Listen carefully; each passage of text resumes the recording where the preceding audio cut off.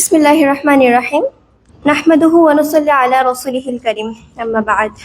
আজকের প্রোগ্রামে উপস্থিত সকলকে আমার আন্তরিক মোবারকবাদ এবং সালাম জানিয়ে আমি আমার বক্তব্য শুরু করছি। আসসালামু আলাইকুম।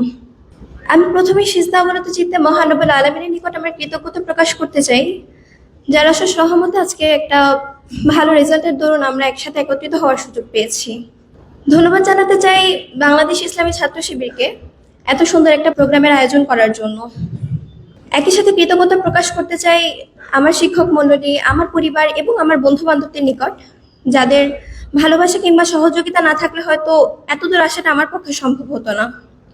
আজকের ফলাফলকে আমি কখনোই আমার জীবনের কাঙ্ক্ষিত সফলতা হিসেবে দেখব না, বরং এটা ছিল আমার সফলতার দ্বার প্রান্তে পৌঁছানোর ছোট্ট একটা মাধ্যম মাত্র।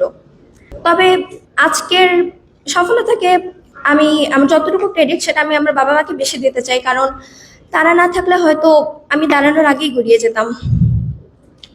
বিশেষ করে আমার মাকে, যার কথা না বললেই নয়।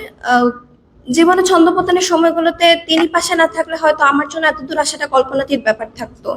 আমি চেষ্টা করেছি ঠিকই, কিন্তু চেষ্টা করার জন্য যথাযথ অনুপ্রেরণা ছিল বিধায় আজকে এতদূর আসা আমার।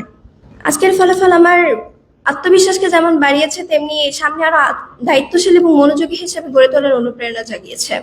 তাই আমি বিশ্বাস করি আমার চেষ্টা, আমার ধৈর্য এবং আল্লাহর নিকট একনিষ্ঠভাবে চাওয়াটাই ছিল আমার সফলতার মূল কাঠি।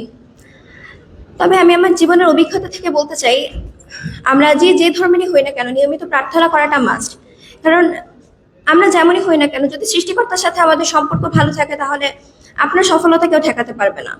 মানে শেষ সময় এসে হলে আপনি বিশ্বাস করতে বাধ্য হবেন যে তিনি গেম চেঞ্জার। তাই জীবনে যত কঠিনতম পর্যায়ে থাকি না কেন, তার কাছে যাওয়াটা কখনো মিস করা যাবে না।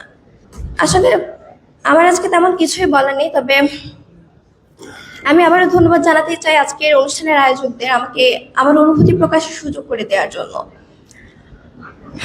একই সাথে সকলের দোয়া এবং ভালোবাসা কামনা করছি যেন আমি আমার সফলতার দ্বার প্রান্তে পৌঁছাতে পারি এবং দেশ এবং মানবজাতির সেবায় নিজেকে নিয়োজিত করতে পারি। ধন্যবাদ সবাইকে।